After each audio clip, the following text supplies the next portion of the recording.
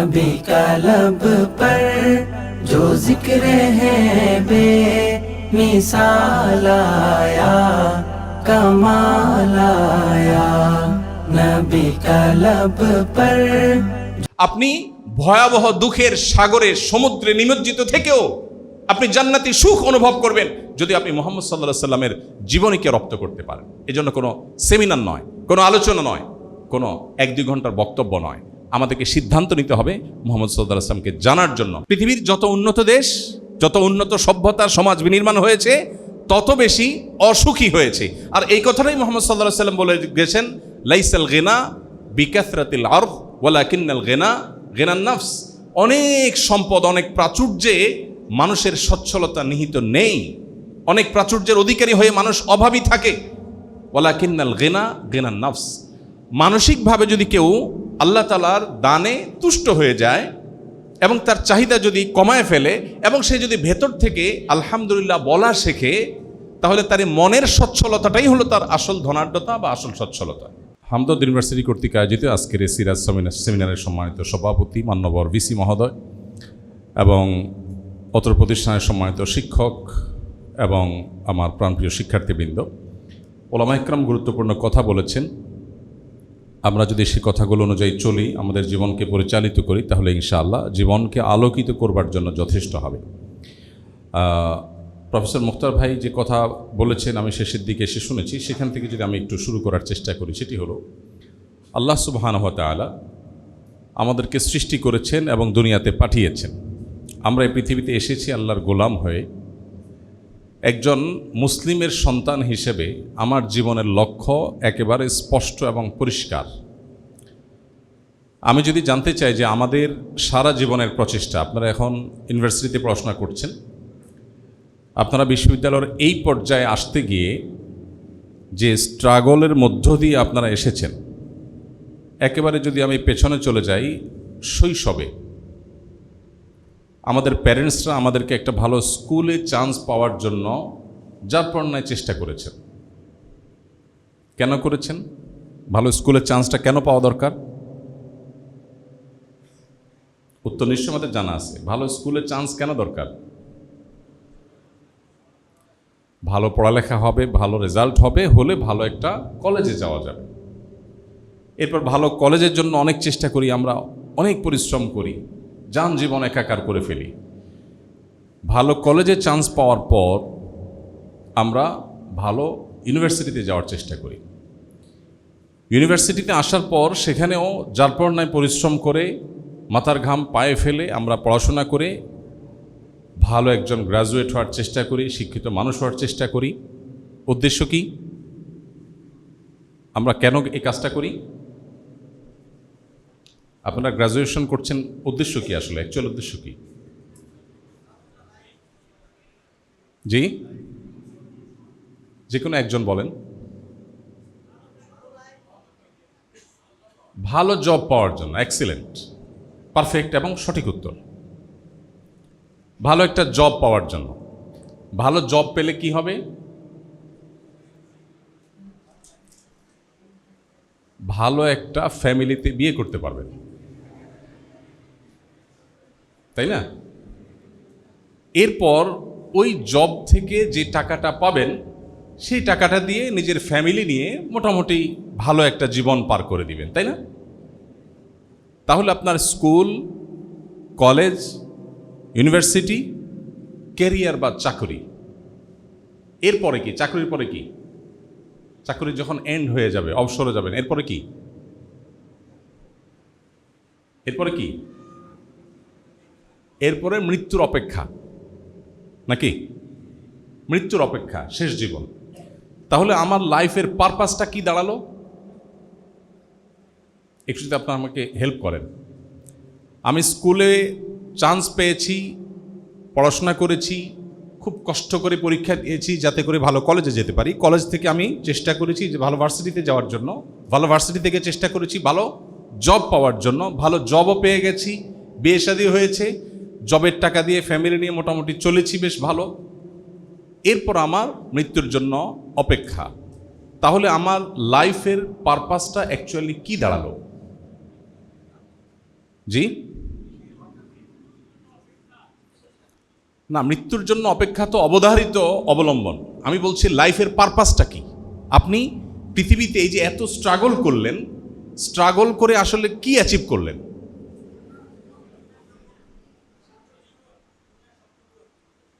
শান্তির জীবন একজনে বলছেন। সত্যিকার অর্থে বলতে গেলে, শুনতে খারাপ শোনা গেলেও, বিভিন্ন কর্পোরেশনসকে সার্ভ করার জন্য আপনার লাইফটাকে আপনি ব্যয় করেছেন। আপনি বিভিন্ন ব্যবসা প্রতিষ্ঠান, বিভিন্ন কর্পোরেশনসের জাস্ট তাদের ব্র্যান্ড ভ্যালু বাড়াতে আপনি কাজ করেছেন। আপনাকে কিছু টাকা দিয়ে তারা পৃথিবীতে বেঁচে থাকার ব্যবস্থা করে দিয়েছে, কাউকে হয়তো খুব সাধারণভাবে, কাউকে খুব লাক্সারিয়াসভাবে। দিন শেষে আপনি আপনার বউ বাচ্চা, মা বাপ, ভাই বোন, ফ্যামিলি নিয়ে ভালোভাবে যেন টিকে থাকেন সেই ব্যবস্থাটা করেছে। আপনি যখন জবে ঢুকবেন, আপনি যে রাতে ঘুমান, সেটা কেন ঘুমান? জি, বিশ্রামের জন্য তো ঘুমান, এটা তো বুঝি আমরা। এই বিশ্রামটা না নিলে সমস্যা কি? রাতে আমরা আড্ডা মারলাম, কিন্তু সে আড্ডাটা না মেরে রাতে আমরা কেন ঘুমাই? সকালে অফিস করতে হবে, সেজন্য। আমার ঘুমটা কর্পোরেশনসের জন্য। আমি গোসল টোসল করে ফ্রেশ জামা কাপড় পরি সকালে, কেন? কারণ আমার অফিসে যেতে হবে, সেখানে ফ্রেশনেস দরকার আছে। আমি খাওয়া দাওয়া করি, আমার এনার্জি হয় শরীরে, কেন? কারণ অফিসে আমার জব করতে হবে, সেখানে তাদেরকে আমার শ্রম দিতে হবে। তো আমাদের পুরো লাইফের পারপাসটা হলো অ্যাকচুয়ালি বিভিন্ন কর্পোরেশনসকে সার্ভ করা। তারা আমাদের জীবনের সমস্ত অর্জন দিয়ে, আমাদেরকে স্কুলে পড়াচ্ছে তাদের প্রয়োজনে, আমাদেরকে কলেজে পড়াচ্ছে, সিস্টেম ডেভেলপ করেছে কর্পোরেশনসগুলোর প্রয়োজনে। তাদের বিভিন্ন রকমের সার্ভ করার মানুষ দরকার, বিভিন্ন লেয়ারে লেয়ারে দরকার। পিএইচডি হোল্ডার, তাদেরকে দিয়ে এক রকমের সার্ভিস নেবে। গ্র্যাজুয়েশন করা, তাদেরকে দিয়ে এক রকমের সার্ভিস নিবে। আন্ডার গ্র্যাজুয়েশন যারা থাকবে, তাদের নিয়ে আরেক রকমের সার্ভিস নিবে। দিন শেষে আমরা সবাই মিলে পানি ঢালছি কিছু কর্পোরেশনসের গোড়ায়। তারা আমাদেরকে শুধু কিছু টাকা দিচ্ছে ফ্যামিলি নিয়ে বেঁচে থাকবার জন্য। তাহলে আমার হোল লাইফের পারপাস হলো, আমি মূলত বিশেষ কোনো কর্পোরেশনসকে, কোনো শিল্প প্রতিষ্ঠানকে, সরকারি বেসরকারি কোনো অথরিটিকে, কোনো বডিকে, কোনো ব্র্যান্ডকে আমি আসলে সার্ভ করছি, এবং সার্ভের বিনিময়টি কি পাচ্ছি?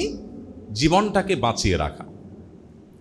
একসময় জাপানে, ফ্রান্সে, পৃথিবীর অনেক দেশে আপনারা জানেন যে অবকাঠামোগত উন্নয়ন, রেল লাইন নির্মাণ, দুর্গম পথে রেল লাইন নির্মাণ করতে হলে জাহাজে ভর্তি করে আফ্রিকান লোকগুলোকে নিয়ে আসা হতো, কৃতদাসদেরকে নিয়ে আসা হতো, তাদেরকে দিয়ে কাজ করানো হতো। বিনিময়ে তাদেরকে একটু খাবার দেয়া হতো বেঁচে থাকার জন্য। কেউ যদি কাজের জন্য অনুপযুক্ত হতো, তাকে শুট করে মেরে ফেলা হতো, কারণ তার আর বেঁচে থাকার কোনো দরকার নেই। এভাবে পৃথিবীর বহু সভ্যতার বিনির্মাণ হয়েছে, তথাকথিত সভ্যতার বিনির্মাণ হয়েছে, বহু শহর নগর বেড়ে উঠেছে। এটা আপনারা আমার চাইতে অনেক ভালো জানেন। পার্থক্য এটুকু যে এখন আর তাদের মতো ওই রকম সামান্য একটু খাবার দিয়ে বাঁচিয়ে রাখা হয় না। এখন তার চাইতে ভালো, বেশ একটা হ্যান্ডসাম অ্যামাউন্ট অফ স্যালারি আমাকে দেওয়া হয় আমার টিকে থাকার জন্য। প্রিয় মুসলিম ভাই বোন আমার, একজন মুসলিমের জীবন এত সস্তা? একজন মুসলিমের জীবন এত মূল্যহীন যে একটা কর্পোরেশনসকে সার্ভ করার জন্য আমি ডাক্তার হব, ইঞ্জিনিয়ার হব, আমি যাই হব না কেন, দিন শেষে আমি আসলে আমার জীবনের কোনো স্পষ্ট লক্ষ্য, কোনো টার্গেট, কোনো সুস্পষ্ট উদ্দেশ্য আমি খুঁজে পাবো না।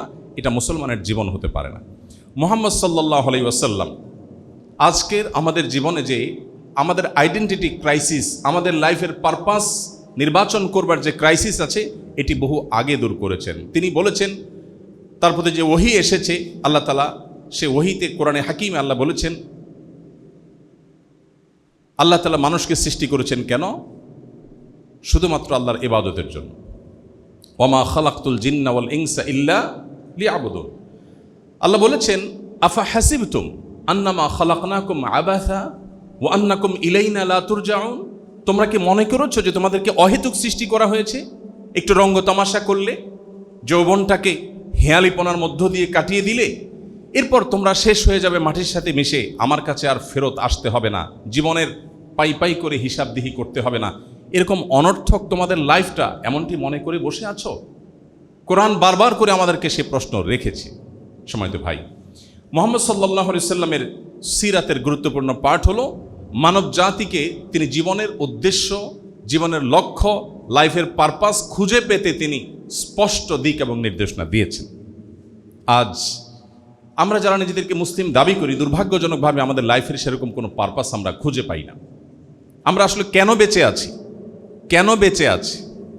আমি ভাই যত বড় হ্যান্ডসাম স্যালারি পাই না কেন, দিন শেষে এটা দিয়ে তো আমি সারভাইভ করছি, আমি তো টিকে থাকছি।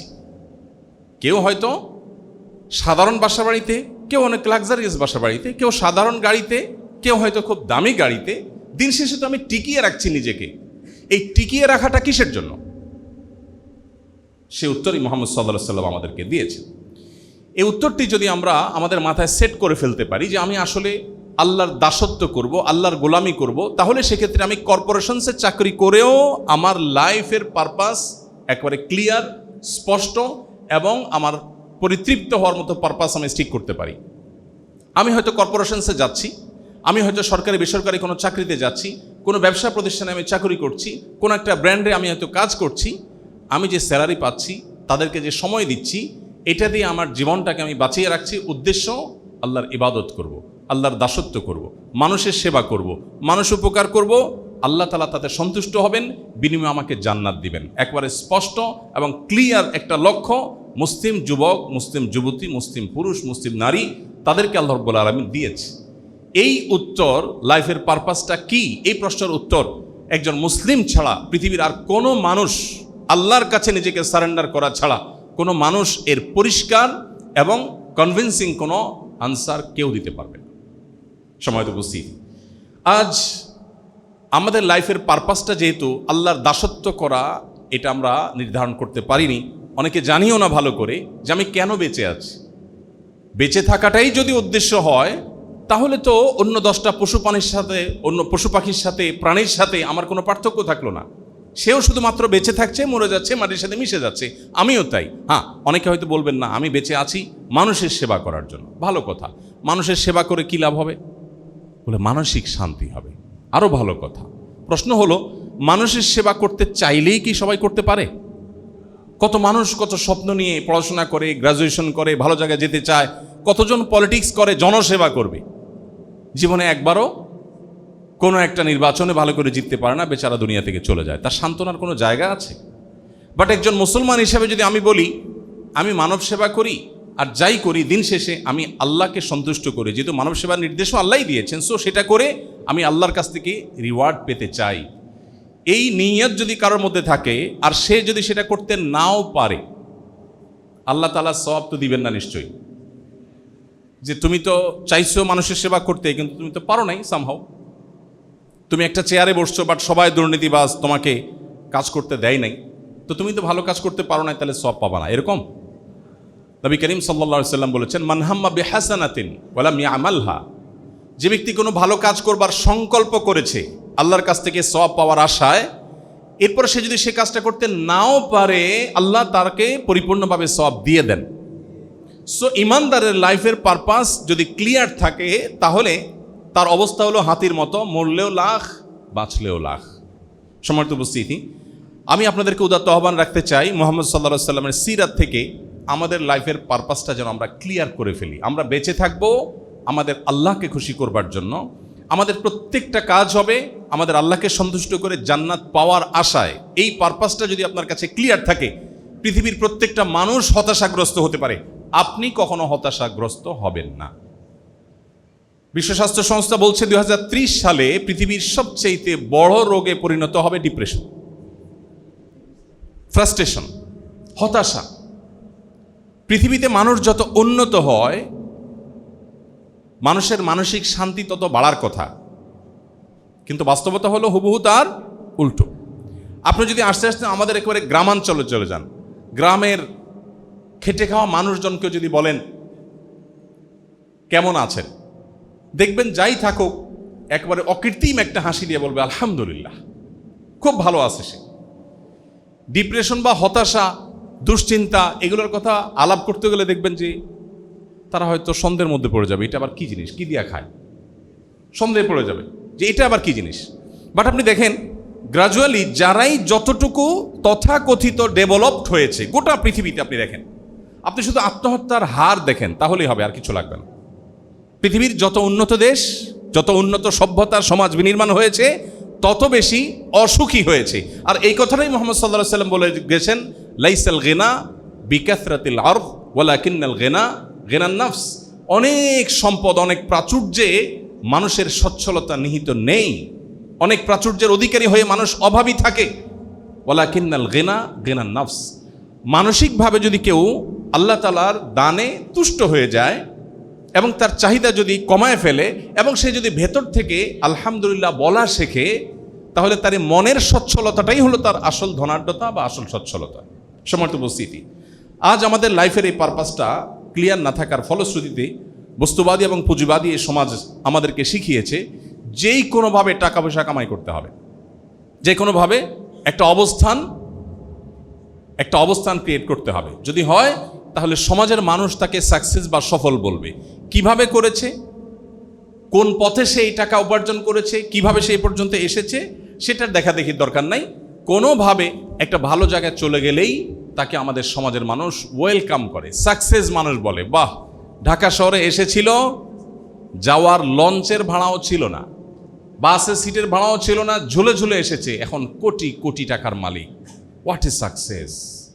জীবনের সফলতা কাকে বলে? অমুককে দেখলে বুঝতে হয়। কিভাবে করেছেন, কোন পথে করেছেন, ডাজ নট ম্যাটার। তো এইরকম সমাজ ব্যবস্থা বিনির্মাণ, এটা মুহাম্মদ সাল্লাল্লাহু আলাইহি সাল্লামের আদর্শের পরিপন্থী। মুহাম্মদ সাল্লাল্লাহু আলাইহি সাল্লাম আমাদেরকে যে জীবনের লক্ষ্য বাতলে দিয়েছেন, সেটাকে যদি আমরা মাথায় রাখি, তাহলে সেক্ষেত্রে আমাদের মধ্যে এই অসৎ উপায়ে সম্পদের পাহাড় গড়ে তোলাকে আমরা কখনো সাকসেস হিসাবে বিবেচনা করব না। আজ সিদ্ধান্ত এসেছে গোটা বিশ্বের মানুষকে পথনির্দেশ করবার জন্য মুহাম্মদ সাল্লাল্লাহু আলাইহি সাল্লামের অনুসারী দাবিদার আমরা যেন মুহাম্মদ সাল্লাল্লাহু আলাইহি সাল্লামের আদর্শে অনুপ্রাণিত হয়ে আমরা এমন জীবন গঠন করি যে জীবনে সততা, সত্যবাদিতা, ন্যায়নিষ্ঠা এগুলোরই মূল্য হবে এবং এগুলোকেই গুরুত্ব দেওয়া হবে। সমাজের সবাই কি বললো সেটা দেখার দরকার না, আমি সৎ কিনা সে জিনিসটা আমরা দেখব। আপনি পরীক্ষায় ভালো ফলাফল করছেন কিনা এটা সবাই দেখতে চায়। আপনি চেষ্টা করেছেন কিন্তু ভালো ফলাফল হয়নি, আপনাকে কেউ অ্যাপ্রিসিয়েট করবে না। আমাদের সমাজের অবস্থা এরকম না? আরেকজন পরীক্ষায় ভালো ফলাফল করেছেন, নকল করে করেছেন কিনা, তার বাবা মা খোদ নকলের সেট টাকা দিয়ে কিনে এনেছেন কিনা, এটা কেউ বিবেচনায় আনবে না। আপনি অনেক কিছু করতে পারেন না, আপনার সাথে একসাথে পড়াশোনা করে অনেক কিছু করে ফেলেছে, আপনার বাবা মাও খোঁচা দিয়ে বলবে একসাথে পড়াশোনা করেছিস, ও কোথায় গেছে আর তুই কোথায় দাঁড়িয়ে আছিস। সে কি পথে উপার্জন করেছে সেটা কেউ বিবেচনায় আনবে না।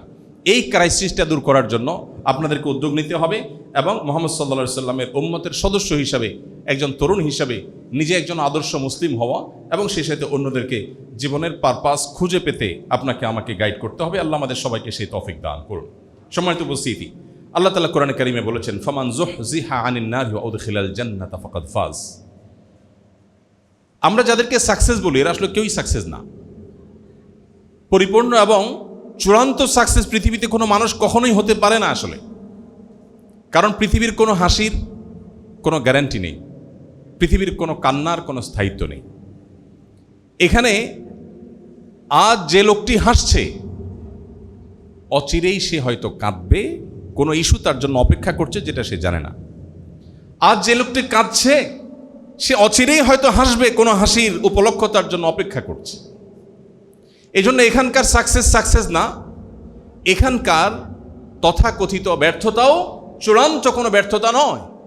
আল্লাহ কোরআনে বলেছেন, ফামান যুহজিহা আনিন নারি ওয়া উদখিলাল জান্নাহ, যাকে জাহান্নাম থেকে দূরে সরিয়ে দেওয়া হবে, কিয়ামতে ফয়সালা শোনানো হবে,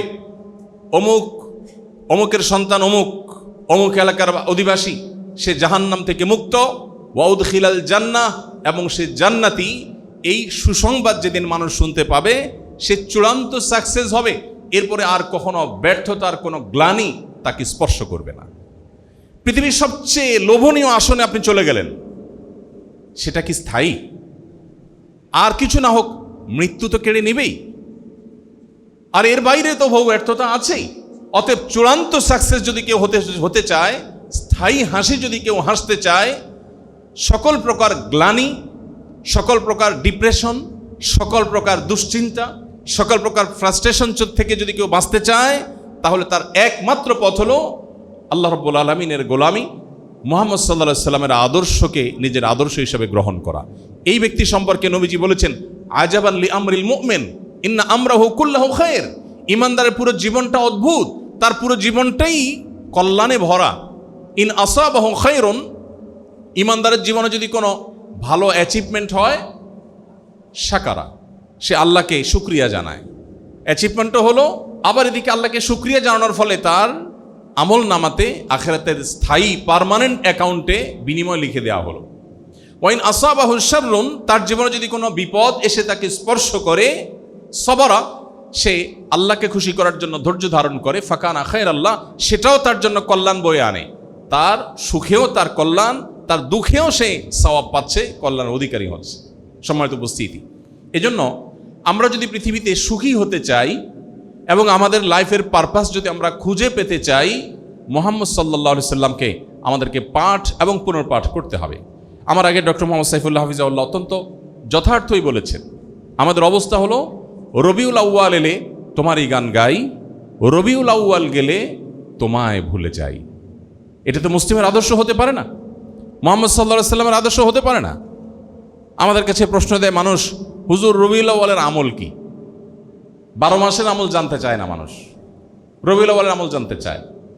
প্রিয় ভাইরা আমার, মুহাম্মদ সাল্লাল্লাহু আলাইহি সাল্লামকে আমাদের জানা প্রয়োজন। সেজন্য একটি সেমিনার নয়, একটি সেশন নয়, একটি আয়োজন নয়, সেজন্য প্রয়োজন একটি ছোট সিদ্ধান্ত। আমি আমার লাইফ, আমি আমার জীবন, এটা কিভাবে নির্বাহ করব, কিভাবে পরিচালনা করব, আমি সেটা কোথা থেকে গ্রহণ করব। এই সিদ্ধান্ত যদি আপনি নিতে পারেন এবং মুহাম্মদ সাল্লাল্লাহু আলাইহি সাল্লামকে আপনি সত্যি আপনার আদর্শ হিসাবে ভেতর থেকে ধারণ করে সত্যিকারের মুসলিম হয়ে উঠতে পারেন, তাহলে তাকে আপনার শুরু থেকে শেষ পর্যন্ত জানতে হবে। আমি জানি না আমার এখানে কোনো অমুসলিম বন্ধুরা আছেন কিনা। শুধু মুসলিম কেন, আমি বিভিন্ন জায়গায় বারবার একই কথা বলার চেষ্টা করি। আপনি যদি আপনার জীবনে সফল হতে চান, যেটাকে আপনি আক্ষরিক অর্থে সফলতা বলেন, সে অর্থেও যদি সফল হতে চান, তাহলে মুহাম্মদ সাল্লাল্লাহু আলাইহি সাল্লামকে পাঠ পুনর্পাঠ আপনাকে করতেই হবে। যদি আপনি সত্যানুসন্ধানী মানুষ হয়ে থাকেন, হন আপনি মুসলিম কিংবা অমুসলিম, হন আপনি কোনো ধর্মে অবিশ্বাসী মানুষ। কারণ পৃথিবীর ইতিহাসে এমন আরেকটি মানুষ আপনি খুঁজে বের করাটা কঠিন হবে, যে মানুষ পৃথিবীতে এসেছেন বিপদ মাথায় নিয়ে। মুহাম্মদ সাল্লাল্লাহু আলাইহি সাল্লাম যখন পৃথিবীর আলো দেখেছেন, তার আগেই মাতৃগর্ভে থাকাকালীন সময়ে তার বাবাকে তিনি হারিয়েছেন। পৃথিবীর আলো দেখতে না দেখতেই নিজের মমতাময়ী মাকে হারিয়েছেন। এখনো মায়ের বুকের দুধ পান করার সুযোগ লাভ করেননি পুরোপুরি, তার আগেই মাকে হারিয়েছেন। মা মারা গেছেন, আল্লাহ মাকে নিয়ে গেছেন। এরপরে তার একমাত্র অভিভাবকত্বের দায়িত্ব পালনকারী দাদা আব্দুল মুত্তালিবের স্নেহের পরশে কোনো মতে বাবা মায়ের বিদায়ের ব্যথাটা, বাবা মা বিয়োগের ব্যথাটা দূর করবার ন্যূনতম চেষ্টা করছিলেন। আর ঠিক সেই মুহূর্তে আল্লাহ তাআলা দাদা আব্দুল মুত্তালিবকেও নিয়ে গেলেন। জীবনের সবচেয়ে কঠিন বছর, যেটিকে আমুল হুজন বলা হয়, সেই বছর তার দুজন সহযোগী, যারা তাকে সবচেয়ে বেশি টেক কেয়ার করেছে তার কঠিন সময়ে, ভেতর থেকে তার স্ত্রী খাদিজা রাদিয়াল্লাহু তাআলা আনহা আর বাহির থেকে চাচা আবু তালেব, দুজনকে একই বছর একই সাথে আল্লাহ তাআলা তুলে নিয়ে গেলেন। শুরু হলো নির্যাতনের স্টিম রোলার, যার চেহারার দিকে চোখ তুলে তাকাবার শক্তি সামর্থ্য কারোর ছিল না। কুরাইশের এরকম সম্ভ্রান্ত ফ্যামিলির, এরকম আল আমিন উপাধি দেওয়া মানুষগুলো, তারাই তার নুরানি চেহারার উপর থুতু নিক্ষেপ করে দিল। তারাই তাকে ফিজিক্যালি আক্রমণ করলো। মুহাম্মদ সাল্লাল্লাহু আলাইহি সাল্লাম এক আল্লাহর ইবাদত এবং দাসত্বের লাইফ এবং জীবনের পারপাস খুঁজে পেতে সাহায্য করতে এসেছিলেন এবং তিনি সেই কাজটা করছিলেন। তখন তাকে এমন নির্যাতন করা হলো যে নিজের মাতৃভূমি, যে মাতৃভূমিতে তার রাজত্ব করার কথা, সবচেয়ে সম্ভ্রান্ত ফ্যামিলির সন্তান হিসাবে, সবচেয়ে বিশ্বস্ত মানুষ হিসাবে, সবচেয়ে সৎ, সবচেয়ে ভালো মানুষ হিসাবে গোটা মক্কার মানুষেরা যাকে স্বীকৃতি দিয়েছে, সেই মানুষটাকে তার নিজের মাতৃভূমি থেকে বের হয়ে যেতে বাধ্য করে দিয়েছে। মদিনার মানুষ তাকে ওয়েলকাম করলো। মদিনায় গিয়ে বোধহয় এই বুঝি একটু শান্তিতে ঘুমাবেন, কিন্তু না, তার জীবনের এমন একটি বছর অতিবাহিত হয় নাই যেই বছরে তার উপরে কোনো আগ্রাসন চাপিয়ে দেওয়া হয় নাই, কোনো যুদ্ধ চাপিয়ে দেওয়া হয় নাই, কোনো তকমাকা দেওয়া হয় নাই, কোনো বদনাম করা হয় নাই, তাকে চাপিয়ে দেওয়া হয় নাই, কোণঠাসা করার চেষ্টা করা হয়নি, এমন একটি বছর তার জীবনে ছিল না। কখনো বদর, কখনো উহুদ, কখনো খন্দক, কখনো তাবুক, একের পর এক যুদ্ধ তাকে চাপিয়ে দেওয়া হয়েছে। সম্মানিত উপস্থিতি, একদিকে মক্কার মুশরিকদের ষড়যন্ত্র শত্রুতা, অপরদিকে মদিনার ইহুদিদের ষড়যন্ত্র, অপরদিকে বেদুইনদের যে দুষ্টমি, সবগুলোকে ওভারকাম করে, সবগুলো বাধা পেরিয়ে নিজের মাতৃভূমিকে আবার অনেকটা রক্তপাতহীনভাবে জয় করে তার আদর্শকে পৃথিবীর সবচেয়ে শ্রেষ্ঠতম আদর্শ হিসাবে বাস্তবায়ন করে গোটা পৃথিবীর অর্ধেক পৃথিবীর শাসন ভার তার খলিফাদের হাতে অনেকটা অর্পণ করে দিয়ে হাসি মুখে দুনিয়া থেকে চলে গেছেন। একটা মানুষের জীবনে যখন এত বাধা থাকে, এত চ্যালেঞ্জ থাকে, এত কষ্ট থাকে, এত স্ট্রাগল থাকে, সেই মানুষের বেঁচে থাকাটাই তো অনেক বেশি। সেখানে শুধু বেঁচেই থাকেননি, মদিনা হিজরতের পরে মাত্র 10 বছর সময় পেয়েছেন। 10 বছরে কিন্তু বদর মোকাবেলা করতে হয়েছে, উহুদ মোকাবেলা করতে হয়েছে, খন্দক মোকাবেলা করতে হয়েছে, তাবুক মোকাবেলা করতে হয়েছে, আরো বহু যুদ্ধ তাকে মোকাবেলা করতে হয়েছে। এত কিছুর পরও এই সময়ের মধ্যেই তার আদর্শকে শুধু বেঁচে থাকেননি, তার আদর্শকে পৃথিবীতে সবচেয়ে বলিষ্ঠভাবে প্রতিষ্ঠা করে তারপর দুনিয়া থেকে চলে গেছেন। আজও পৃথিবীতে মুহাম্মদ নামে যত মানুষ আছে, পৃথিবীতে আরেকটা নাম গোটা বিশ্ব জুড়ে নেই যার নামকরণের সংখ্যা মুহাম্মদের চাইতে বেশি আছে। এখন মানুষ অনেক পপুলার হয়, মিলিয়ন মিলিয়ন ফলোয়ার হয়, বিলিয়ন বিলিয়ন হয়তো তাদের শুভাকাঙ্ক্ষী পৃথিবীতে দাঁড়িয়ে যায়, কিন্তু 10 বছর, 20 বছর, 30 বছর, 40 বছর একটা সময় হারিয়ে যায়। কিন্তু মুহাম্মদ সাল্লাল্লাহু আলাইহি সাল্লাম 1500 বছর আগে পৃথিবী থেকে চলে যাওয়া একটা মানুষ, এখনো পৃথিবীর কোনো প্রান্ত থেকে তাকে একটা কটু কথা বললে লক্ষ লক্ষ নয় কোটি কোটি হৃদয়ে রক্তক্ষরণ হয়। এখনো যদি আপনি মাত্র 200 বছর আগের কোনো শাসক, জনপ্রিয় পলিটিশিয়ান, কোনো ভালো লেখক, গবেষক, কোনো সমাজসেবক, কোনো মানুষ তাকে যদি গুলিস্তানে মোড়ে দাঁড়িয়ে তার 14 গোষ্ঠীকে যদি কেউ নিন্দামন্দ করে, খারাপ কথা বলে, একটি মানুষও ভ্রুক্ষেপ করেও তাকাবে না। মানুষের সমস্ত জনপ্রিয়তা, সকল গ্রহণযোগ্যতা আস্তে আস্তে মিশে যায় বাতাসের সাথে, কালের সাথে। কিন্তু মুহাম্মদ সাল্লাল্লাহু আলাইহি সাল্লামকে আল্লাহ তাআলা এমন একটা জায়গা নিয়ে গেছেন, আল্লাহ কোরআনে বলেছেন, ওয়া রাফা'না লাকা যিকরাক, আপনার আলোচনাকে আমি সমুন্নত করে দিয়েছি। এমন পর্যায়ে নিয়ে গেছেন আল্লাহ রাব্বুল আলামিন, কিয়ামত পর্যন্ত যদি একটি মানুষের আলোচনা পৃথিবীতে থাকে তার নাম মুহাম্মদ সাল্লাল্লাহু আলাইহি সাল্লাম। আপনি যদি সাকসেস হতে চান, আপনি তার লাইফ হিস্ট্রি পড়তে হবে। আপনি যদি সফল হতে চান, এত বাধার পাহাড় ডিঙ্গিয়ে কিভাবে মানুষ সফল হয়, কিভাবে সম্ভব?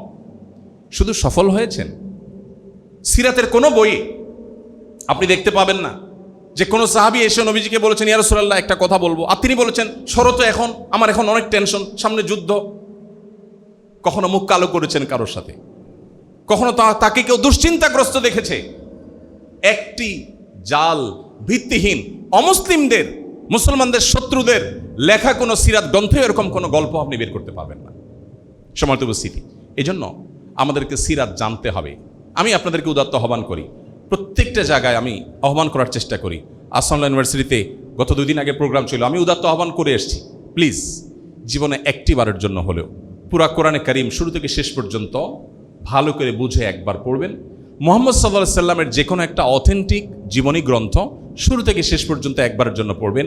আমি আপনাকে আল্লাহর উপরে ভরসা রেখে এই নিশ্চয়তা দিতে পারি, আপনি যদি এই কাজটি করেন, আপনি আপনার লাইফের শুধু পারপাস খুঁজে পাবেন তা নয়, আপনার লাইফের পরিষ্কার একটা ডিরেকশন আপনি পাবেন, যেটা আপনাকে প্রশান্ত করবে, পরিতৃপ্ত করবে। আপনি ভয়াবহ দুঃখের সাগরে, সমুদ্রে নিমজ্জিত থেকেও আপনি জান্নাতি সুখ অনুভব করবেন যদি আপনি মুহাম্মদ সাল্লাল্লাহু আলাইহি সাল্লামের জীবনীকে রপ্ত করতে পারেন। এজন্য কোনো সেমিনার নয়, কোনো আলোচনা নয়, কোনো 1-2 ঘন্টার বক্তব্য নয়, আমাদেরকে সিদ্ধান্ত নিতে হবে মুহাম্মদ সাল্লাল্লাহু আলাইহি সাল্লামকে জানার জন্য। আজকের এই সেমিনার থেকে আমরা সেই সিদ্ধান্তটা গ্রহণ করি। আল্লাহ আমাদের সবাইকে সেই তৌফিক দান করুন। সম্মানিত উপস্থিতি, আমাদের আজকের তরুণ সমাজের অন্যতম একটা ক্রাইসিসের আলোচনা আমি করলাম যে লাইফের কোনো পারপাস আমাদের ক্লিয়ার না। আমরা দিন শেষে বিভিন্ন কর্পোরেট হাউসের সেবা করে, তাদের সার্ভিস দিয়ে আমাদের জীবনটাকে শেষ করছি, আর তারা আমাদেরকে কিছু স্যালারি দিয়ে বাঁচিয়ে রাখছে তাদের কাজের জন্য। তাদের কাজ শেষ, আমি রিটায়ারমেন্টে চলে যাচ্ছি, মৃত্যুর দিকে চলে যাচ্ছি। এটা কোনো মুসলিমের লাইফের পারপাস হতে পারে না। আমি কোনো কর্পোরেট হাউসের চাকরির বিরোধিতা করছি না, দরকার হলে আপনি চাকরি করেন, আপনি চাকরি করবেন না ব্যবসা করবেন সেটা বড় বিষয় না। তার চেয়ে বড় বিষয় হলো আপনার লাইফের পারপাসটা কি। আমি মুসলমান হিসেবে আমি চাকরি করে যে উপার্জন করব, এটা দিয়ে আমার ফ্যামিলির জীবিকা নির্বাহের ব্যবস্থা করব, তাতে আল্লাহ খুশি হবেন। আর আমি ওই উপার্জন দিয়ে আমার নিজেকে বাঁচিয়ে রেখে আল্লাহর ইবাদত করব, সালাত আদায় করব, আল্লাহর নির্দেশ মতো চলবো, তাতে আল্লাহ আমাকে দুনিয়াতেও শান্তি দিবেন, আখিরাতেও শান্তি দিবেন। এটা হবে আমার জীবনের লক্ষ্য এবং উদ্দেশ্য। প্রিয় ভাইরা, আমাদের মানুষের সেবা করার সিদ্ধান্ত গ্রহণ করা উচিত।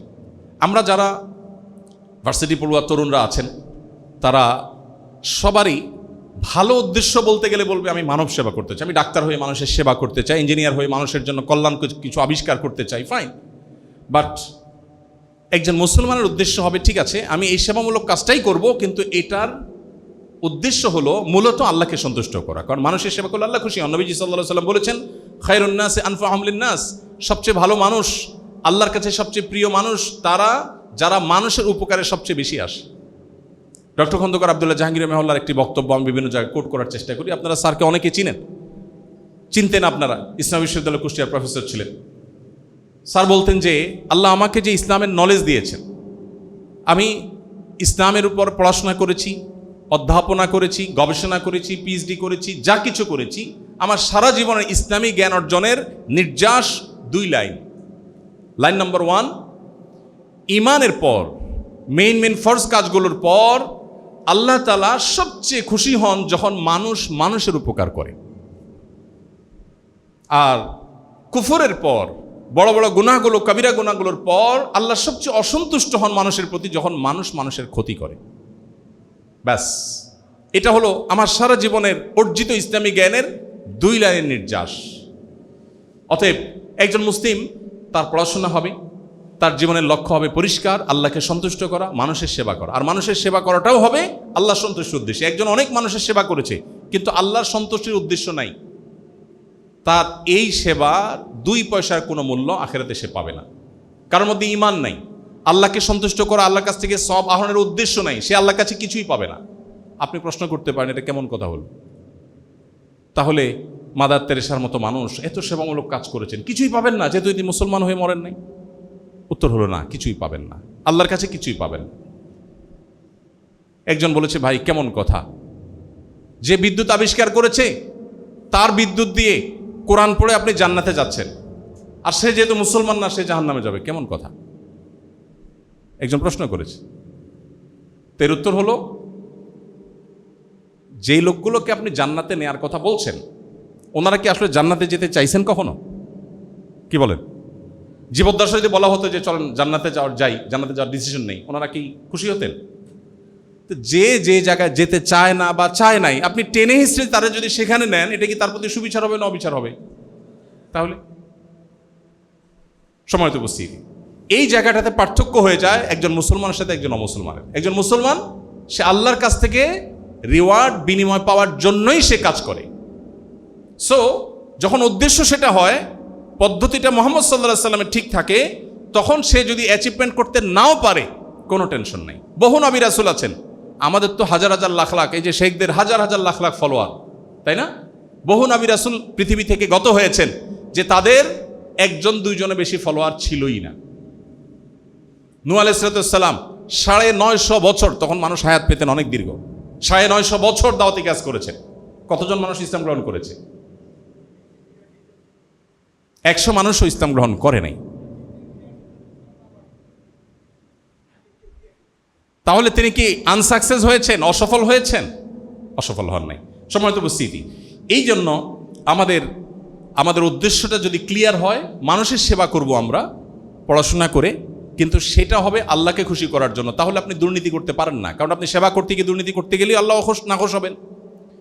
মানুষ যদি আল্লাহকে সন্তুষ্ট করাই উদ্দেশ্য হয়, তখন তার সেলফ মনিটরিং সিস্টেম অটোমেটিক চালু হয়ে যাবে, নিজেকে নিজে সে নিয়ন্ত্রণ করবে এবং সে নিজেকে নিজে মনিটর করবে। আল্লাহ আমাদের সবাইকে আমাদের লাইফের পারপাস খুঁজে পেতে মুহাম্মদ সাল্লাল্লাহু আলাইহি ওয়াসাল্লামের আদর্শকে অনুসরণ করার তৌফিক দান করুন। আজকের যুবক এবং তরুণ তরুণীদের লাইফের আরেকটা ক্রাইসিসের জায়গা হলো নৈতিক ভিত্তি দুর্বল থাকা। আমাদের নৈতিক, একটা তো লাইফের পারপাস ক্লিয়ার না, একটা ক্রাইসিস, আর দ্বিতীয় ক্রাইসিস হলো আমাদের নৈতিক ভিত্তি অত্যন্ত দুর্বল। ফলশ্রুতিতে আমরা দড়ি মাছ নাছুই পানি টাইপের মুসলমান, কিছু নামাজ কালাম, কিছু দান সাদাকা করি, আর বাকি দুর্নীতি, 2 নাম্বারি, অনিয়ম, যা খুশি তা করি। দিন শেষে কিছু নামাজ কালাম, কিছু দান সাদাকা করে আল্লাহকে খুশি করার চেষ্টা করি। অথচ একজন ইমানদারকে আল্লাহ তাআলা সূরা গাফিরের 19 নম্বর আয়াতে নির্দেশ করেছেন যে ইয়ালামু খায়নাতাল আ'য়ুনি মা তুখফি সুদূর। আল্লাহ তাআলা তোমাদের চোখ দিয়ে যে গুনাহগুলো করছো, অন্তর দিয়ে যে কল্পনার জগতে গুনাহগুলো করছো, সেগুলো আল্লাহ তাআলা জানেন এবং সেগুলোর ব্যাপারে আল্লাহ তাআলা কঠিনভাবে তোমাদের পাকড়াও করবেন। অতএব যদি আমরা ঈমান আনয়ন করি আল্লাহর প্রতি, মুহাম্মদ সাল্লাল্লাহু আলাইহি ওয়াসাল্লাম সিরাতের উপর আমাদের জীবনের পাঠাতন, আমাদের জীবনের ফাউন্ডেশন যদি তার সিরাতের উপরে গড়ে তুলতে পারি, তাহলে ইনশাআল্লাহ বিইذনিল্লাহ আমাদের নৈতিক ভিত্তি দুর্বলতা দূর হবে এবং আমরা আল্লাহ রাব্বুল আলামিনের সবসময় তার মনিটর, তার পর্যবেক্ষণকে আমাদের অন্তরে স্থান দিতে পারবো। এর ফলশ্রুতিতে সমাজ সুন্দর হবে, আমরা সুখময় জীবন লাভ করতে পারবো। কখনো আমাদের টেনশন করতে হবে না, কোথায় কোন মিথ্যা কথা বলে আসছি, কোন তারিখে কি বলছি সেটা আবার মাথায় রাখতে হবে। এই টেনশন থাকবে না যদি নৈতিক ভিত্তি শক্তিশালী হয়। তো সময় একেবারে নাই, আমি শুধুমাত্র শিরোনাম বলে শেষ করছি। আরেকটা ক্রাইসিস আমাদের অর্থনৈতিক চাপ। অর্থনৈতিক চাপ অবশ্য যতটা, তার চেয়ে বেশি হলো আমাদের অপ্রয়োজনীয় চাহিদা আমরা বৃদ্ধি করে ফেলেছি। আমাদের টাকা পয়সা যতটা দরকার তার চেয়ে বেশি দরকার ভাবসাব। আমি এই জন্য বলার চেষ্টা করি বিভিন্ন জায়গায়, আমাদের অভাব আসলে টাকা পয়সার যতটা, তার চেয়ে বেশি অভাব হলো মূলত ভাবের। আমি চাকরিটা কত বড় করছি সেটা বড় কথা না, মানুষ আমাকে কি জানে সেটা বড় কথা। এই যে কদিন আগে পত্রপত্রিকায় এবং সোশ্যাল মিডিয়াতে ভাইরাল হয়েছে একটা ঘটনা যে বিয়েতে খাসি দেয় নাই, খাসির গোশত দেয় নাই, সেজন্য বিয়ে ভেঙে দিয়েছে যুবক এবং মারপিট করে চলে গেছে। তো আমার কাছে কালকে জুমার পরে এক ভদ্রলোক প্রশ্ন করেছেন যে এটা কেন হলো। তো বললাম কেন হয়েছে এটা তো যুবককে জিজ্ঞেস করলে বলা যেত। তবে আমার ধারণা যুবকের ক্রাইসিসটা হলো এখানে খাসির গোশতের না, তার ক্রাইসিসটা হলো ভাবের। কিভাবে? সে বন্ধুবান্ধব নিয়ে গেছে বিয়ে করতে, এখন ফার্মের মুরগি খাওয়া বিয়া শ্বশুরবাড়ির লোকজন পাঠিয়ে দিল। তো এই বন্ধুদের দাওয়াতে সে গিয়ে খাসি খেয়েছে, এখানে খাসি খাওয়াতে পারলো না, তার মুখটা ছোট হয়ে গেল। তার শ্বশুররা আদতে গরিব হোক ফকির হোক এটা দেখার বিষয় না, কিন্তু ভাবটা হতে হবে ভালো, খাসি খাওয়াইতে হবে, তাহলে তার ইজ্জত থাকে। আমাদের অভাবটা হলো এই ভাবের মূলত। অতএব আমরা যদি আমাদের সিদ্ধান্ত নেই যে আমরা লোক দেখানো যে আড়ম্বর এবং প্রদর্শন ইচ্ছা, এটা যদি আমরা কোরবানি করি, এটা যদি আমরা ত্যাগ করি, তাহলে ইনশাআল্লাহ আমাদের অভাব অটোমেটিক দূর হয়ে যাবে, স্বয়ংক্রিয় দূর হয়ে যাবে। সিদ্ধান্ত নিতে হবে এই জিনিসটা। মুশকিল হলো সিদ্ধান্ত নেওয়া কঠিন। আশপাশে বন্ধুবান্ধব যেভাবে আমরা তাদের মতো হতে চাই, আমরা তাদের মতো হওয়ার চেষ্টা করি। আমরা চাই যে অন্য 10 জন যেভাবে হবে আমিও সেরকম হব। আমি আমার সন্তানদের সবসময় বলি, পরীক্ষার জন্য পড়াশোনার জন্য তুমি চেষ্টা করো, এরপরে তুমি যদি ফলাফল খারাপ করো আমরা ধুমসি বিরিয়ানি রান্না করে খাবো, কোনো টেনশন নেই, কিন্তু তোমার চেষ্টাটা থাকতে হবে। জাস্ট এতটুকু তোমার কাছে চাহিদা। রেজাল্ট নিয়ে আমাদের কোনো মাথা ব্যথা নেই। এমন হয়েছে যে সন্তানের রেজাল্ট আউট হয়েছে, আমরা আসলে কেউ জানতাম না, জানতে জানতে দুপুর পার হয়ে বিকাল হয়ে গেছে। যে রেজাল্ট নিয়ে আমাদের আগ্রহ নেই, আমাদের আগ্রহ হলো তুমি সঠিক লাইনে আছো কিনা। তো লাইফের পারপাস ক্লিয়ার না থাকার কারণে এই অর্থনৈতিক চাপ তৈরি হয়, এবং এর আরেকটা কারণ হলো বেকারত্ব, এবং আমরা সবাই চাকর হওয়ার মানসিকতা নিয়েই বড় হই। দুর্ভাগ্যজনক একটা বাস্তবতা। চাকরি করা নাজায়েজ না, নিষেধ না। মুহাম্মদ সাল্লাল্লাহু আলাইহি ওয়াসাল্লামও পানি তোলার বিনিময়ে খাদ্য আহরণ করেছেন, উপার্জন করেছেন কখনো কখনো। অতএব চাকরি করা নাজায়েজ বা খারাপ কিছু না, কিন্তু মানসিকতাটা যদি হয় চাকর হওয়ার, তো এটা কখনো প্রশংসনীয় বিষয় হতে পারে না। আমাদের এন্টারপ্রেনার হওয়ার জন্য চেষ্টা করতে হবে, বিভিন্ন স্কিল অর্জন করতে হবে। ডক্টর মুখতার হাফিজাউল্লাহ বলেছেন স্কিল অর্জন করার জন্য আমাদেরকে কাজ করতে হবে। আজকে আমাদের স্কিল নাই। আমি নিউজিল্যান্ডে একবার সফর করেছি, সেখানে দেখেছি যে আমাদের বাংলাদেশিদের একটা সংগঠন আছে, ওরাই মূলত আমাকে ইনভাইট করেছিল, 2000 ইয়াং মানুষ। তো তারা সবাই স্কিলড, কিন্তু তারা অনেক বেশি এডুকেটেড না, অর্থাৎ কেউই সম্ভবত গ্রাজুয়েট না, আন্ডার গ্রাজুয়েট, বাট সবাই স্কিলড। তো তারা আমাকে বললো, ভাই আমাদের শুধু এই দেশে না, আমরা অনেকে সিঙ্গাপুরে ছিলাম, এই দেশে সারা দুনিয়াতে আমাদের যতটা কদর এখানে যারা শিক্ষিত আমাদের দেশ থেকে আসেন তাদের কদর আমাদের অর্ধেকও না। আমি খবর নিলাম অন্যদের কাছে জিজ্ঞেস করে, শিক্ষিতরাও যারা এডুকেটেড যারা, তারাও বললো হ্যাঁ ঘটনা সত্য। ওরা যদি $7,000 থেকে $8,000 কামাই করতে পারে, আমাদের জন্য স্যালারি হায়েস্ট $3-4,000 বেশি আমরা যেতে পারি না। এত ডিমান্ড, এত তাদের জীবনে তারা স্বাবলম্বী হয়ে উঠেছে। আমাদের দেশে মানুষ পড়াশোনা করে, দিন শেষে স্বপ্ন একটাই, সে একজন চাকরিজীবী হবে, একটা ভালো চাকরি করবে, একজন বড় চাকর হবে। আমাদের মানসিকতার মধ্যে কখনো উদ্যোক্তা হয়ে ওঠার চেষ্টাটা সেভাবে হয়ে ওঠে না। আসুন্নাহ ফাউন্ডেশন থেকে আমরা এই কাজটা অত্যন্ত জোরালোভাবে, অত্যন্ত শক্তিশালীভাবে, সর্বশক্তি দিয়ে আমরা করার চেষ্টা করেছি। 2.5 লক্ষ স্কোয়ার ফিটের মধ্যে আমরা 14-15টা ডিপার্টমেন্টে আমরা স্কিল ডেভেলপমেন্ট প্রশিক্ষণ দিচ্ছি, এবং তরুণদেরকে আমরা উদ্বুদ্ধ করছি যে কিছু একটা শিখে তুমি শুরু করো, ইনশাআল্লাহ তোমার পথের সামনে আল্লাহ তাআলা মসৃণ পথ দিবেন, বারাকা দিবেন। অতএব আমাদের জীবনে আমাদের অর্থনৈতিক যে ক্রাইসিস আছে এটা দূর করবার জন্য আমাদেরকে স্কিল শিখতে হবে, অর্জন করতে হবে। আমি পড়াশোনা করি, তাদের সমস্যা কি? আমি যখন আমার সৌদি আরবে যখন প্রথম গিয়েছি, আমি গিয়ে প্রথম ড্রাইভিং শিখে ফেলেছি। দেখলাম যে এখানে ড্রাইভিং না শিখলে আমি আরেকজনের উপর ডিপেন্ডেন্ট হব। আমি একজন ড্রাইভারের উপর ডিপেন্ডেন্ট, তাদের ছাড়া আমার চলে না, কিভাবে হয়? হ্যাঁ, ড্রাইভারের গাড়িতে আমি চললাম, তাদের সমস্যা নেই, বাট আমার তো নিজে জানা থাকা দরকার।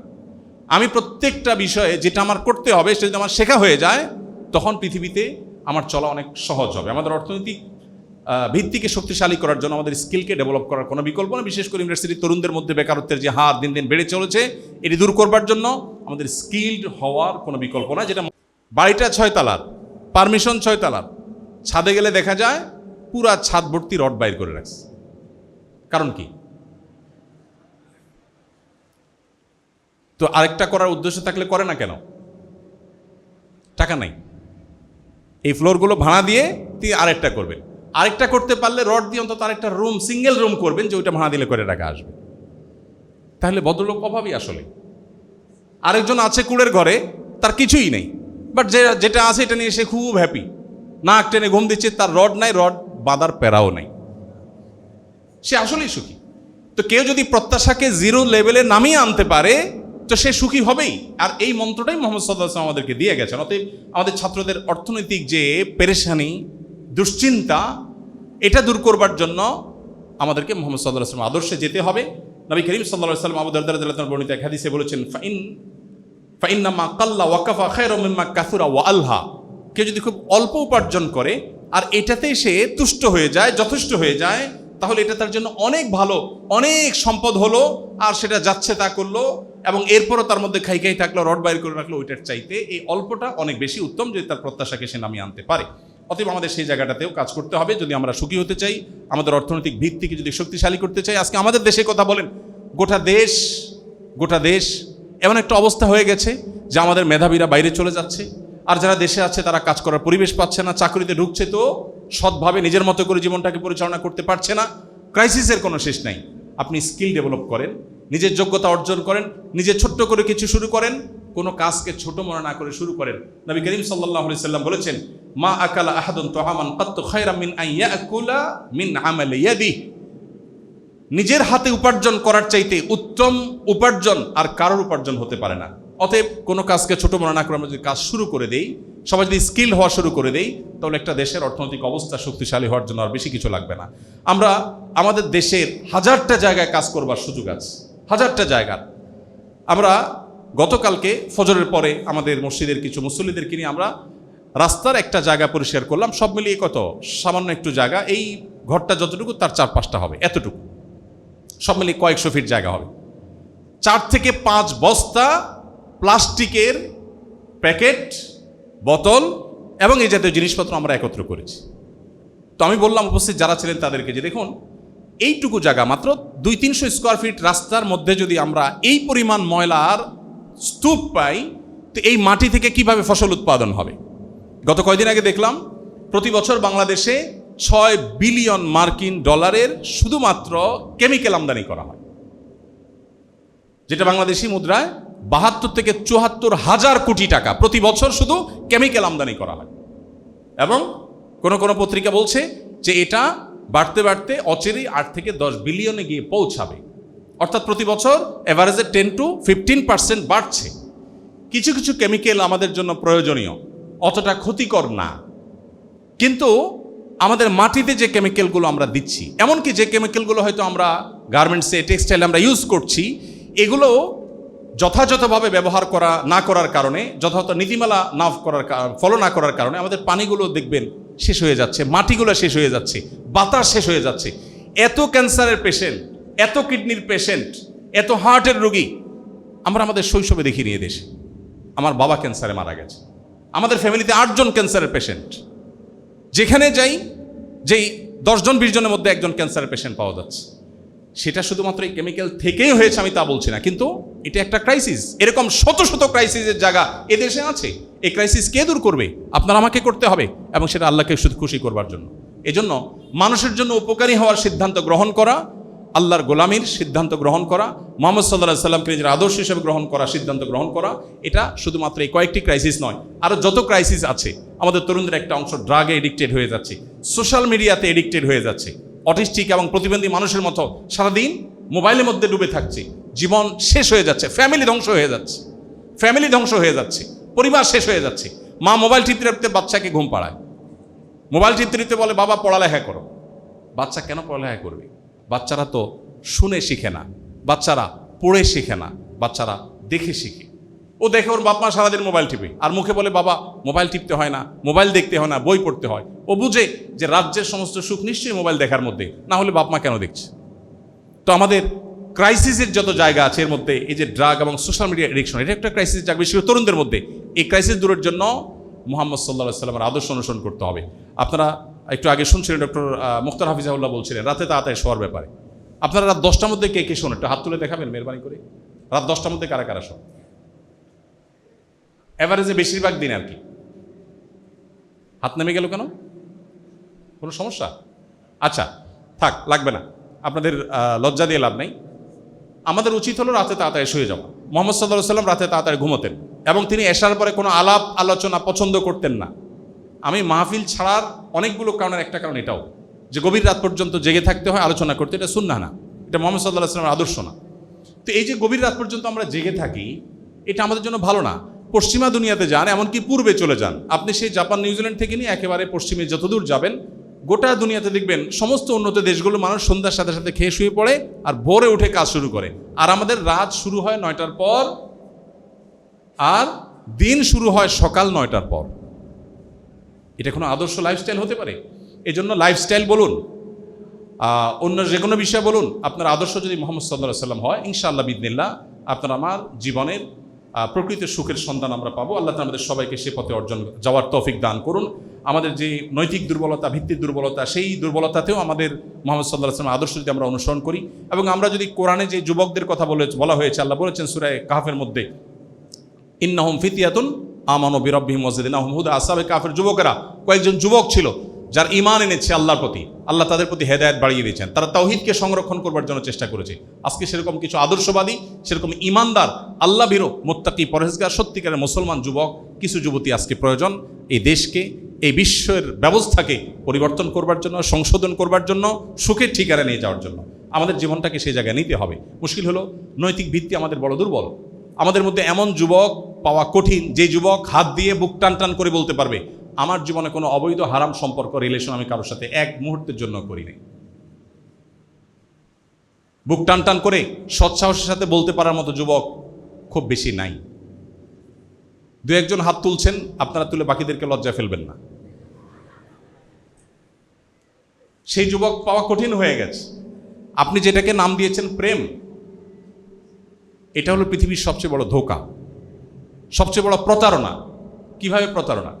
আপনার লাইফে কে আসবে আপনি জানেন না, আরেকজনের সাথে যে আপনি ইটিস পিটিস করলেন, এটা কি যার সাথে আপনার লাইফ পার্টনার হবে, লাইফ পার্টনার হওয়ার পরে আপনি তাকে সারাদিন জিকির করবেন, মুখে জিকির করতে থাকবেন, তোমাকে ভালোবাসি, তোমার মতো মানুষ হয় না, তোমার হাতের মতো রান্না হয় না, এগুলো সব তো বাটপারে। কারণ আপনি এই সেম কথা ইতিপূর্বে অন্যজনকে বলে আসছেন। ইসলাম বলে তোমার সমস্ত আবেগ অনুভূতি এগুলো সঞ্চয় করে রাখো তোমার যে লাইফ পার্টনার হবে তার জন্য। আজকে পশ্চিমা দুনিয়া থেকে শিক্ষাটা নিচ্ছেন, জ্ঞান গবেষণা নিচ্ছেন, টেকনোলজি নিচ্ছেন, নেন, আরও বেশি করে নেন, নিতে হবে আমাদের, ভালো কিছু গ্রহণ করতে অসুবিধা নেই। কিন্তু তাদের থেকে বস্তা পচা সস্তা সংস্কৃতি কেন নিচ্ছেন? আমার বিশ্ববিদ্যালয় ক্যাম্পাস দেখলে কেন এই দেশকে ধারণ করে প্রচণ্ডভাবে আমার তরুণদেরকে দেখলে সেটা কেন মনে হবে না? সম্মানিত উপস্থিতি, এই জায়গাতে আমাদের অ্যাড্রেস করতে হবে, আমাদের জীবনকে পরিবর্তন করতে হবে। আজকের এই সেমিনার হোক সেই পরিবর্তনের মূল সূত্র। এখান থেকে আমরা জীবনকে নতুনভাবে চালাবার সিদ্ধান্ত গ্রহণ করি, আল্লাহর কাছে সঁপে দেই। আল্লাহর কাছে আমাদের সবাইকে চলে যেতে হবে। জীবন আল্লাহর কাছে সঁপে না দিলে আমরা দুনিয়াতেই সুখী হব না, আখিরাত তো অনেক পরের কথা। আল্লাহ তাআলা আমাদের সবাইকে আমল করার তৌফিক দান করুন। আমি সম্ভবত অনেক বেশি টাইম কিল করে ফেলেছি, সামনে ঘড়িও নাই, বারবার ঘড়ি দেখাও কঠিন, সেজন্য দুঃখ প্রকাশ করছি। আপনারা ধৈর্য ধারণ করে যে কথাগুলো শুনেছেন এই গরমের মধ্যে, আসলে আপনারা পরম ধৈর্যশীল, এটা এখান থেকে বোঝাই গেছে। আল্লাহ তাআলা আপনাদের সবাইকে উত্তম বিনিময় দান করুন।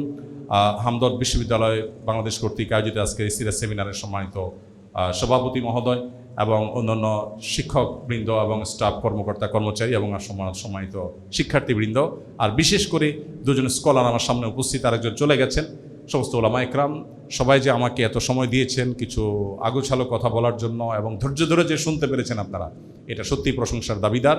এত সময় আপনারা মনোযোগ দেওয়ার জন্য আল্লাহ আপনাদের সবাইকে উত্তম বিনিময় দান করুন। যদি আমরা ভালো কিছু জেনে থাকি আজকের আয়োজন থেকে, আল্লাহ আমাদেরকে সেটা অনুযায়ী সিরিয়াসলি আমল করার তৌফিক দান করুন। ভুল কিছু বলে থাকলে আল্লাহ আমাদেরকে সেটা থেকে বেঁচে থাকার তৌফিক দান করুন। জাযাকুমুল্লাহ খাইর ওয়া আখিরু দাওয়ানা আলহামদুলিল্লাহি রাব্বিল আলামিন। আসসালামু আলাইকুম ওয়া রাহমাতুল্লাহি ওয়া বারাকাতুহু।